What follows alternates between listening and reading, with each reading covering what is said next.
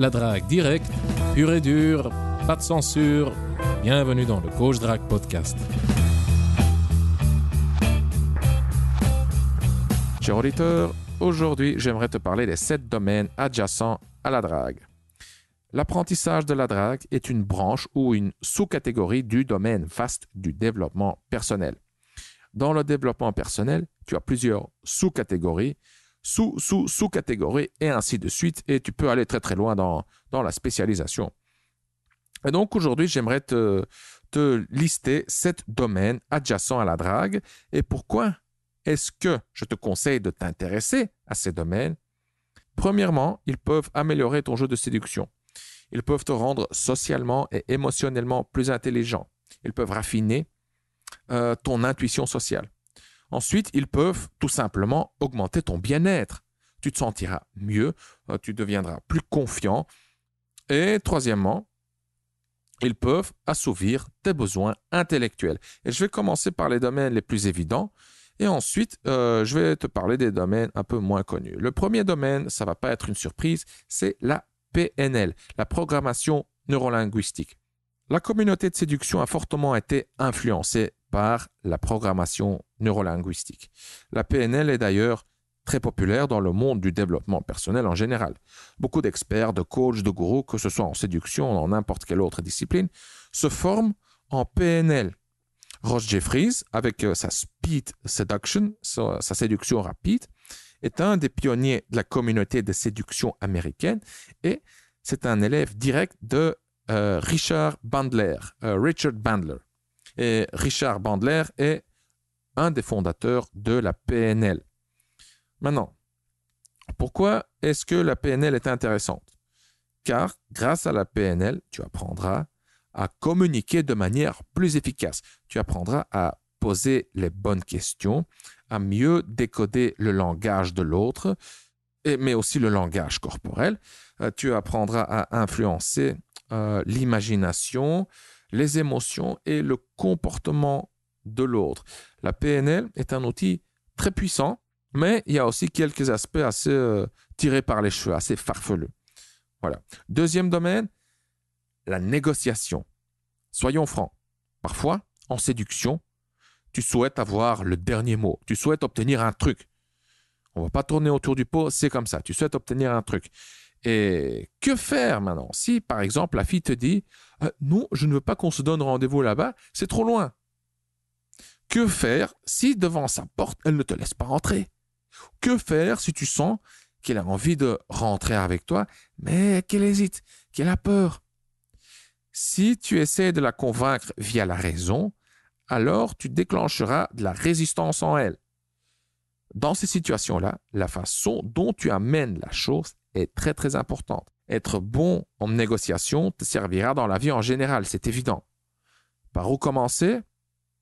Par l'excellent livre de Chris Voss intitulé « Never Split the Difference ». Never Split the Difference. Tu trouveras le lien vers le bouquin de Chris Voss en dessous de ce podcast dans la description. Je t'invite également à écouter le podcast 118, donc l'épisode 118 du Coach Drague Podcast.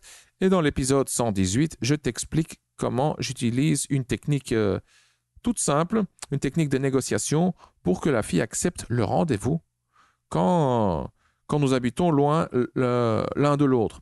Et tu trouveras donc le lien vers l'épisode 118 en dessous de ce podcast dans la description. Le troisième domaine, la détection des mensonges. Et on parle très peu de ce domaine dans la communauté de séduction, mais la détection des mensonges est quelque chose qui peut s'apprendre. C'est fascinant, c'est super enrichissant et super puissant. Tu apprendras à mieux lire les expressions du visage, à mieux reconnaître les micro-expressions. Ces expressions qui ne durent qu'une fraction de seconde et qui montrent ce que l'autre pense et ressent vraiment. Tu apprendras aussi à structurer ton langage, à formuler tes phrases, à formuler tes questions de telle façon à ce que l'autre se piège lui-même ou elle-même. Par exemple, tu penses que ta copine te trompe? Tu ne vas pas lui demander « Est-ce que tu me trompes ?» car elle va tout simplement te répondre « Non ». Tu dois formuler ça autrement. Et à sa réaction, tu pourras voir si elle ment ou pas. Pareil, la fille n'est pas venue au rendez-vous parce qu'elle avait encore beaucoup de boulot. Est-ce une excuse bidon ou pas? Il y a moyen de le savoir en structurant tes paroles, tes questions, tes phrases. Alors, pour te lancer dans la détection des mensonges, je te recommande 3 livres. Le premier livre, c'est Telling Lies de Paul Ekman. Le deuxième livre s'intitule Lie Spotting de Pamela Meyers. Et le troisième livre s'intitule Never Be Lied to Again de David Lieberman. Et encore une fois, tu trouveras les liens vers ces 3 livres en dessous de ce podcast dans la description. Le 4e domaine. Le 4e domaine, c'est la communication non violente, la CNV, la communication non violente. Et quand j'ai découvert la communication non violente, je me suis demandé pourquoi est-ce qu'on n'enseigne pas ça à l'école.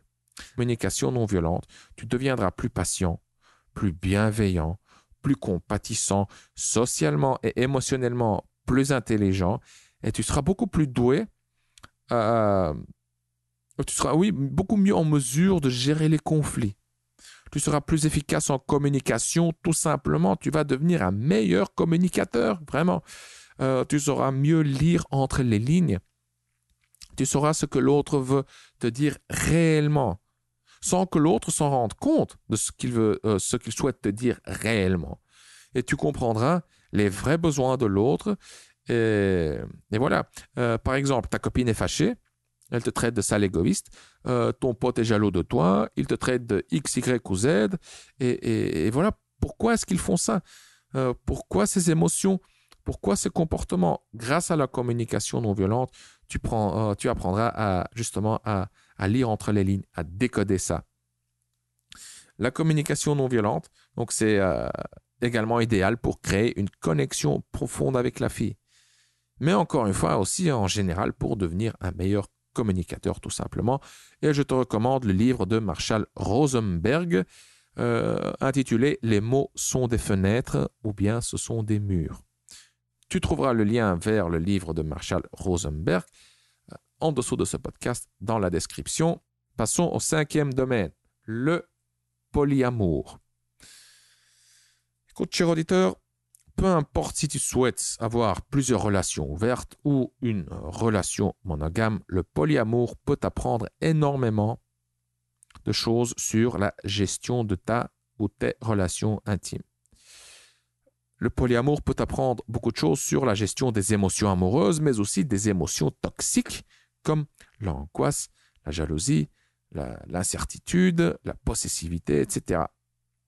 Le polyamour t'apprendra à comment gérer les attentes de l'autre, comment communiquer avec ta partenaire ou tes partenaires, comment gérer les problèmes typiques du couple, etc.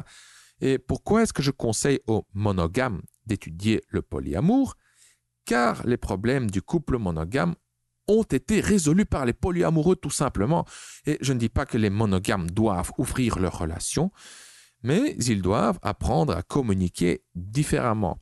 Souvent, les monogames doivent devenir un peu plus tolérants, un peu plus patients, un peu plus compatissants. Et c'est ce qu'ils peuvent apprendre dans la littérature sur le polyamour. Et maintenant, qu'est-ce qui est plus difficile, cher auditeur, de gérer une relation ou d'en gérer plusieurs? Et je parle de relations intimes. Exactement. Donc, plusieurs. Et les monogames peuvent en apprendre beaucoup sur la tolérance, la communication ouverte et sincère, la gestion de la jalousie, la gestion de l'incertitude, la gestion des conflits, etc. Et ils peuvent apprendre tout ça chez les polyamoureux. Et pour une introduction dans la matière, je te conseille la Bible du polyamour, intitulée La salope éthique de Dossie Easton. Je sais que La salope éthique existe en français, enfin voilà, le titre est en français. Les bouquins précédents que j'ai mentionnés, oui, ils sont tous en anglais. Peut-être qu'il y a des versions francophones. Je ne sais pas, j'ai pas vérifié. Alors, le 6e domaine, la psychologie positive. La psychologie positive est un domaine très vaste. La psychologie classique s'intéresse surtout à la psychopathologie, à l'organisation, le travail, l'intelligence, etc. Dans la psychologie classique, on est un peu dans le discours de réparer ce qui est cassé. La psychologie positive est, comme son nom l'indique, plus positive. Elle s'intéresse au bonheur, à l'intelligence émotionnelle, à la motivation, à l'état de flow, à donner un sens à sa vie, aux relations saines, etc. Et donc, dans la psychologie positive, nous ne sommes pas dans la réparation, mais nous sommes dans l'amélioration. Il y a quelques années, j'ai regardé en ligne tous les cours de psychologie positive du professeur Tal Ben-Shahar. Tal Ben-Shahar est un professeur de l'université de Harvard. Et donc, j'ai regardé ces 23 cours de 75 minutes par cours. Et avant, tu pouvais les regarder gratuitement sur le site de Harvard. Et oui, c'est comme si tu étais là dans l'auditoire. Et j'ai regardé tous les 23 cours du début à la fin. J'étais tellement inspiré et j'ai appris tellement de choses. Et c'est surtout son enthousiasme, son esprit positif qui m'avait marqué. Malheureusement, entre-temps, ils ont enlevé ces vidéos de leur site, mais tu peux... donc, je parle de ces 23 cours sur la psychologie positive. Tu peux les trouver sur YouTube, mais malheureusement, elles sont de mauvaise qualité. Et je te laisse quand même le lien en dessous de ce podcast dans la description. À toi de voir si tu as le courage et la patience de regarder tout ça. Passons au 7e et dernier domaine, la psychologie évolutionniste. Si tu veux, cher auditeur, vraiment comprendre le comportement humain en général, alors c'est chez la psychologie évolutionniste que tu dois être. Dans la communauté de séduction, on t'apprend quoi faire, quoi dire, on t'apprend des techniques, des phrases de drague et je ne sais quoi. La psychologie évolutionniste t'apprend le pourquoi. C'est plus abstrait. Tu n'y trouveras pas de réponse toute faite à des problèmes de tous les jours. Par exemple, comment aborder une femme, que dire pour la séduire, qu'est-ce que je dois faire dans telle ou telle situation. Ce n'est pas chez la psychologie évolutionniste que tu trouveras les réponses. Cependant, quelle est l'origine de la jalousie? Pourquoi sommes-nous jaloux? Pourquoi est-ce que les femmes préfèrent les bad boys et les riches? Pourquoi est-ce que les mecs sont compétitifs? Pourquoi est-ce que l'humeur et les émotions d'une femme fluctuent selon les phases de leur cycle menstruel? Pourquoi est-ce que les préférences des femmes pour tel ou tel type de mec fluctuent selon leur cycle menstruel? Pourquoi est-ce que les femmes disent vouloir des mecs honnêtes, doux, respectueux, tandis qu'en réalité, ce sont justement ces mecs qu'elles mettent dans la friend zone et plein d'autres trucs. C'est à ce genre de questions, cher auditeur, que la psychologie évolutionniste te donne des réponses. Si la psychologie évolutionniste t'intéresse, alors je te conseille de commencer par la page sur Wikipédia et à partir de là, de cliquer sur les liens qui t'intéressent. Alors, cher auditeur, si tu devais choisir un domaine, un seul, dans lequel t'approfondir, ça serait lequel? À mon humble avis, sans aucune hésitation, la communication non violente. De loin. Depuis que j'ai commencé avec le développement personnel, la communication non violente est le meilleur truc que j'ai découvert. Procure-toi le livre de Marshall Rosenberg, regarde ses vidéos sur YouTube et tu ne seras plus jamais la même personne. Tu deviendras plus humain, tout simplement. Voilà, cher auditeur, nous sommes arrivés à la fin de cet épisode. Si tu ne l'as pas encore fait, alors abonne-toi au Coach Drague Podcast. Tu peux t'abonner dans iTunes, par email, sur SoundCloud et YouTube et tu trouveras les liens pour t'abonner au Coach Drague Podcast en dessous de chaque épisode sur le site du Coach Drague Podcast. L'adresse du site est coachdrague.com/podcast. Et si tu as aimé cet épisode du Coach Drague Podcast ou si tu aimes le Coach Drague Podcast en général, et si tu souhaites me remercier ou me donner un coup de pouce, voici ce que tu peux faire. Je t'invite à partager cet épisode du Coach Drague Podcast ou le Coach Drague Podcast en général à un ami qui a besoin d'un petit coup de pouce en matière de drague. Et nous avons tous un pote comme ça dans notre cercle d'amis. Tu sais de qui il s'agit. Tu peux lui envoyer le lien vers le podcast par texto, via WhatsApp ou via n'importe quelle autre application de messagerie. Comme ça, tu fais d'une pierre deux coups. tu aides ton pote et tu m'aides moi à répandre la bonne parole. Une autre chose que tu peux faire pour me remercier ou me donner un coup de pouce, c'est de me laisser une évaluation de 5 étoiles sur iTunes. Ça ne prend que 30 secondes. Et si tu ne sais pas comment faire, si tu ne sais pas comment laisser une évaluation sur iTunes, alors je t'invite à consulter les instructions en images, étape par étape, en dessous de ce podcast sur le site du Coach Drac Podcast. Ton évaluation est cruciale car elle m'encourage, elle me motive, elle m'inspire, mais avant tout, avec ton évaluation, tu aides les mecs comme toi et moi à découvrir le Coach Drac Podcast plus facilement. Je suis Consti de coachdrac.com. Merci d'avoir écouté le Coach Drac Podcast. On se voit dans le prochain épisode. Bonne drague.